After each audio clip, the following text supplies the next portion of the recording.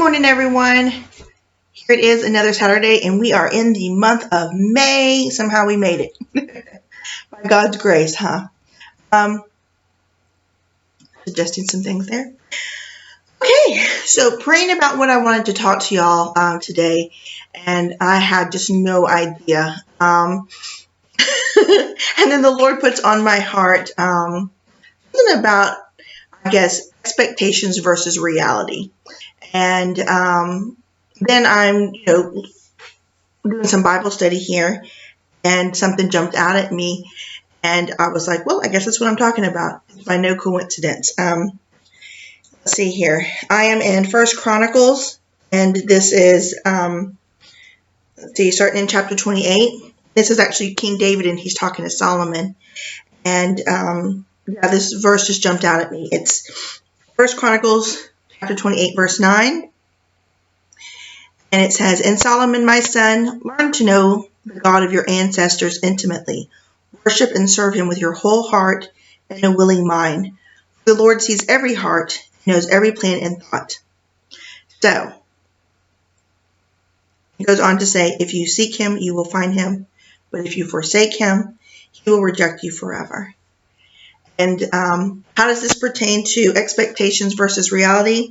Well, can't put on a show forever about that. It's exhausting. It's exhausting to pretend to be someone that you're not. And I hope that in your life that you have people that you can be real and honest with, that you can let your hair down, that you can show up, that they can come to your house unexpectedly, and you don't have to parade around and be someone that you're not. They will accept you for who you are. Dirty dishes, laundry on the sofa, kids running around barefoot, eating out of a bag of chips. I don't know. But people that you're not afraid to just be yourself around. You can ugly cry. You can laugh. You can snort.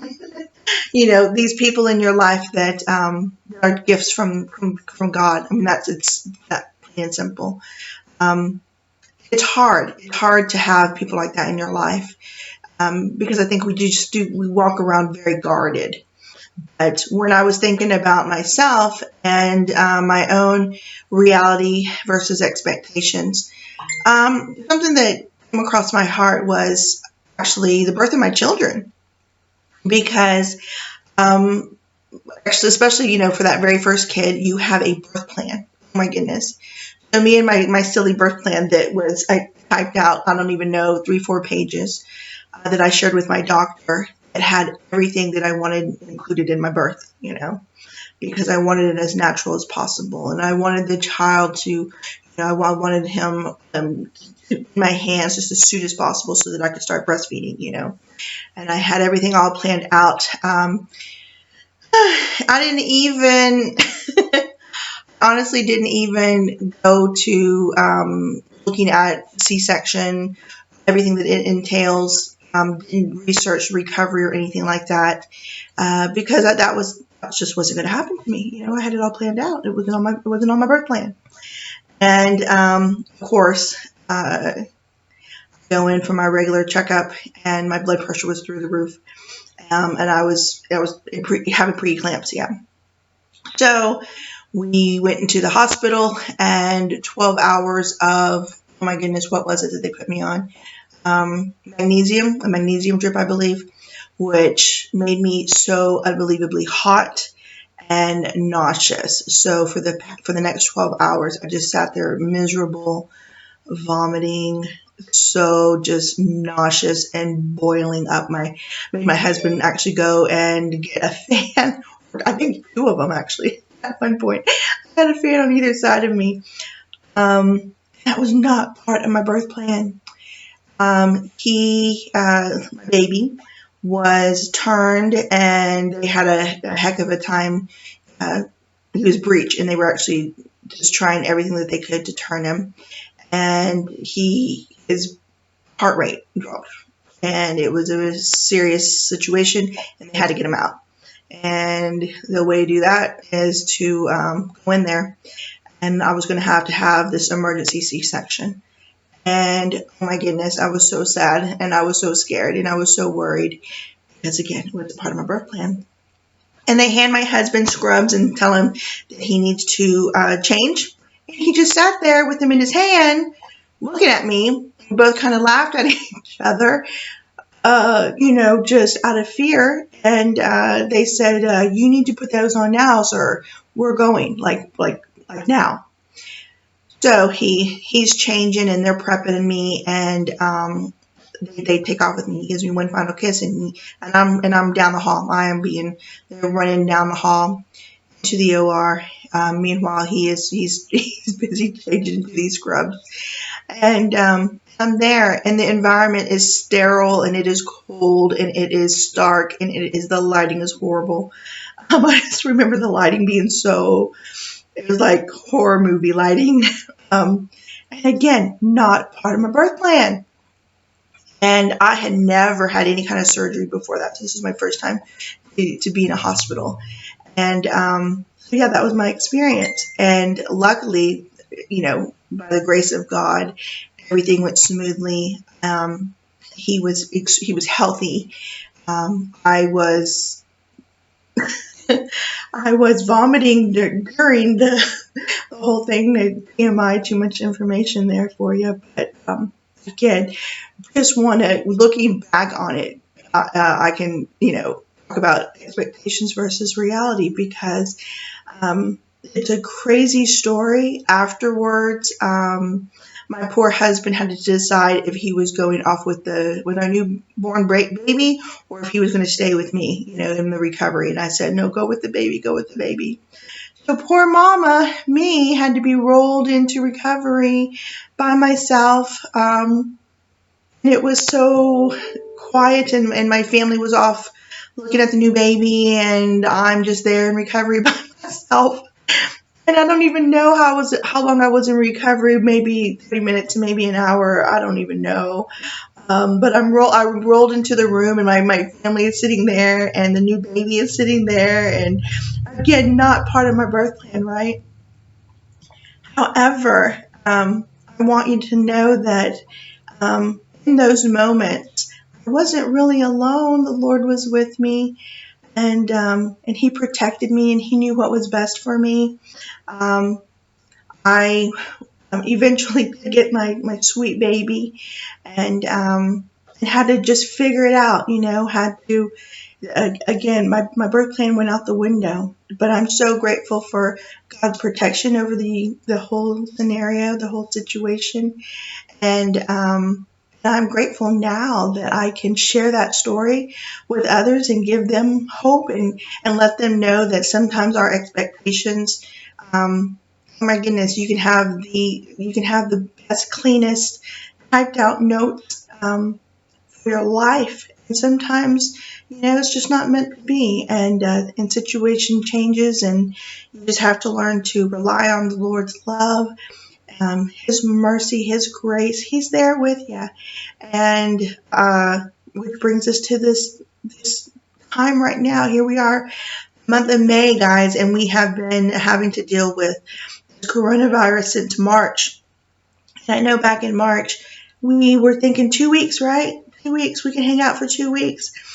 And here we are, and there's no end in sight. We don't know what's going to be happening this summer. But what we do know is that God is there. He has a plan for us, and He is the King over all of it. He knows our situation, and He's going to protect us. We are anointed. We are chosen, and we can continue to speak boldly.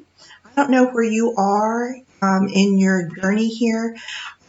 It's kind of like a whole process where you are, I'm sure you've seen the memes. You are handling it. You have a plan, and the plan goes out the window, and you're having to redirect and adapt, even with your homeschooling. And then you get sad, and you have that, because expectations, you had, things that you had plans, and you're not able to meet with family or celebrate birthdays, or even graduations the way that you had hoped.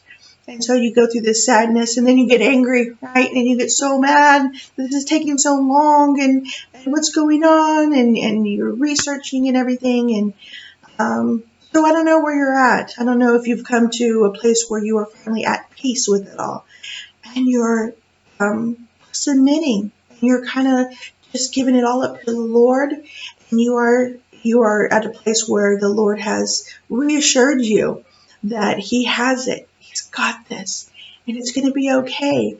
And if it takes 2 more weeks, or if it takes 2 more months, but hopefully not, that He's got this, and everything's going to be okay.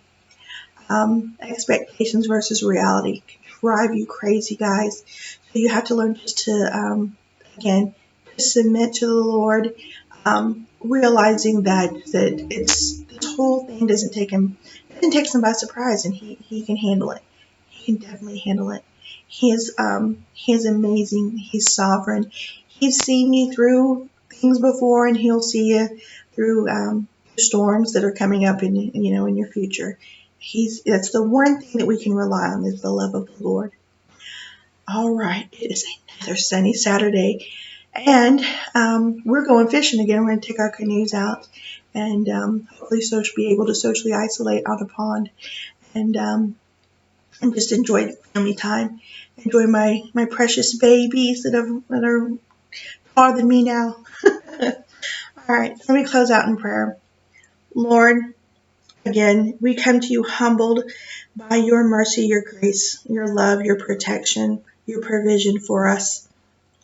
You are incredible, Lord, the love that you have for us. I hope that with the moms, they're finally at a place where they can find peace, or they're getting to a place where they can find peace, where they're getting to a place where they can submit everything to you and know just with the boldness that you are in control of everything in every situation, Lord. I know this is a good test for our faith in you, and a good moment for us to look inward and to see where our faith is, and how strong it can be, that we can stand on our faith, Lord, our faith in you. You have never let us down before, and you're not going to start now. We are so grateful for friends and people in our lives that you send to us. We can just let our hair down and laugh until we snort and cry ugly cries, and just be our true, genuine selves. I hope that you help us to let go of expectations, and that you help us to create a new reality, a reality that is based in you, a reality that is based in truth, a reality that's honest. And we ask all these things through your precious Son, Jesus' name. Amen. Oh my goodness, sun's in my face. All right. Y'all have a wonderful day. God bless you. And we will talk to you soon. Bye.